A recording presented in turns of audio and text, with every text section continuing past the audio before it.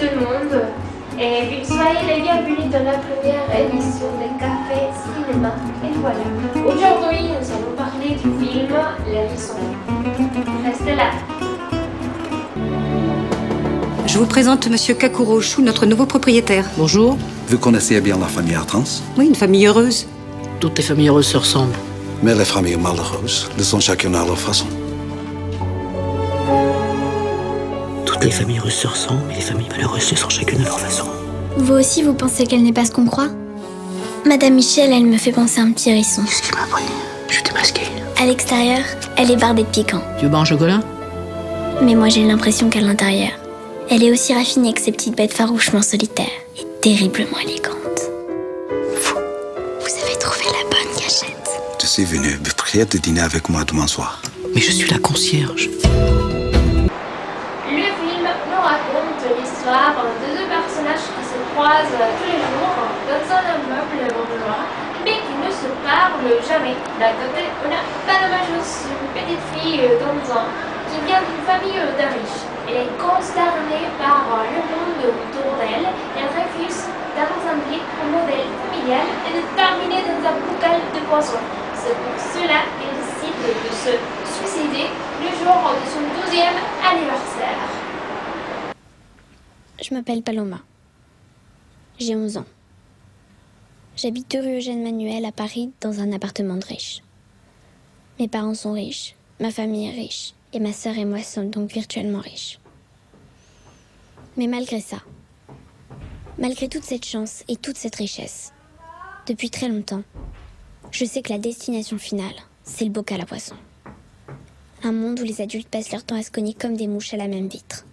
Mais ce qui est certain, c'est que dans le bocal, j'irai pas. C'est une décision bien réfléchie. À la fin de l'année scolaire, le jour de mes 12 ans, le 16 juin prochain, dans 165 jours, je me suiciderai. De l'autre côté, on a Madame Michel, la concierge de l'immeuble où habite Paloma et sa famille. Elle est une femme de 54 ans qui se cache derrière l'image d'une femme inculte et peu aimable, mais qui est en fait quelqu'un de très intelligente et exceptionnelle. Je m'appelle René, j'ai 54 ans. Je suis veuve, petite, laide, grassouillette.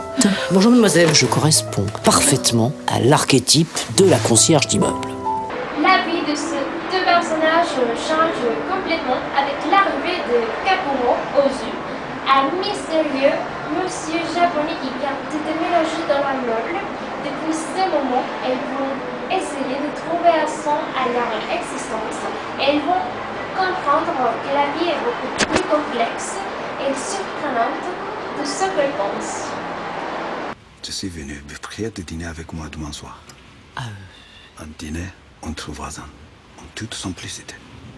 Notre voisin. Mais je suis la concierge. Le film est construit sur un régime de temporalité linéaire, c'est-à-dire que les événements se passent l'un après l'autre.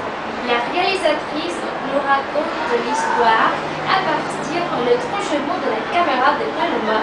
C'est à partir de cette île qu'il est possible d'entrer dans le monde de la petite fille par rapport à sa famille.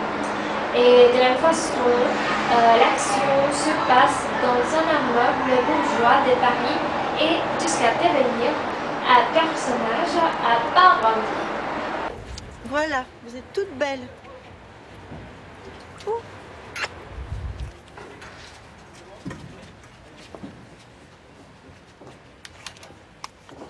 Pourquoi est-ce que tu te caches? Je croyais qu'à la naissance, on nous a... Le film est une critique aux préjugés et aux apparences. Je cite: Madame Michel a l'élégance du hérisson.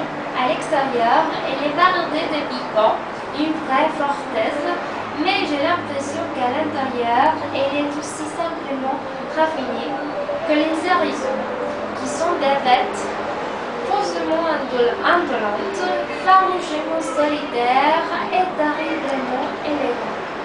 Dans les premières instants du film, René Michel se présente comme une femme laide et solitaire, mais le plus on commence à la connaître, le plus on se rend compte qu'elle se cache derrière les stéréotypes du concierge pour échapper au regard des locataires, mais qu'elle est en fait quelqu'un exceptionnel, cultivé avec une noblesse d'âme impressionnante. Allez-y. Allez. C'est ce que je te dise. Parlez-moi de vous. Parlez-moi de vous. Je vous écoute. Oui, je sais que tu m'écoutes, tu me filmes aussi. Oh, c'est pas bien. Enfin...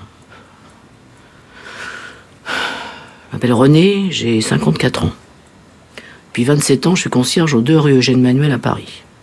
Un bel immeuble, scindé en 5 appartements de grand luxe, tous habités, tous gigantesques. Parlez-moi de vous.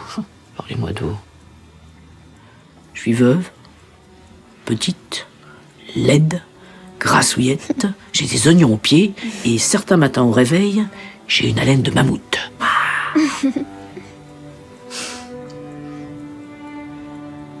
J'ai pas fait d'études. J'ai toujours été pauvre. Discrète, insignifiante. Je vis seule, avec un gros matou paresseux, qui a pour particularité notable de suer des pattes quand il est contrarié. Comme je suis rarement aimable, quoique toujours poli, on ne m'aime pas, mais on me tolère tout de même parce que je corresponds parfaitement à l'archétype de la concierge d'immeuble.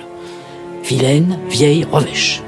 Et qui regarde interminablement la télévision pendant que son gros chat somnole sur des coussins recouverts de thé au crochet dans des odeurs de cassoulet.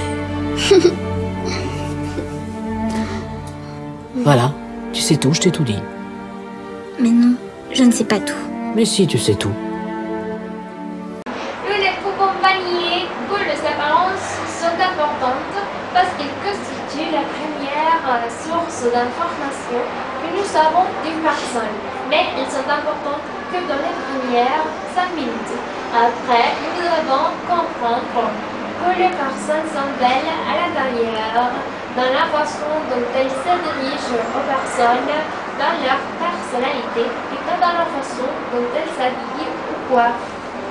Parfois, nous perdons dans la routine et il faut comprendre que la vie va beaucoup plus loin que cela et que nous devons la profiter parce que l'être que nous sommes est fini. Il faut danser sous la pluie, il faut manger nos dernières morceaux au chocolat, il faut respirer l'odeur de fleurs et il faut profiter la magie de l'existence. Alors c'est comme ça. Tout d'un coup, tout s'arrête. C'est ça, mourir. Vous ne reverrez plus ceux que vous aimez. Vous ne reverrez plus ceux qui vous aiment. Si c'est ça, mourir, c'est bien la tragédie que l'on dit. Voilà, c'est tout pour aujourd'hui. Nous nous voyons dans la prochaine émission de Café Cinéma. Et voilà.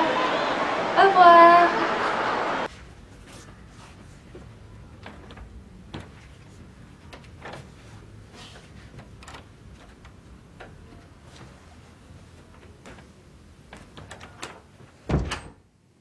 Ce qui importe, ce n'est pas de mourir, mais ce qu'on fait au moment où on meurt.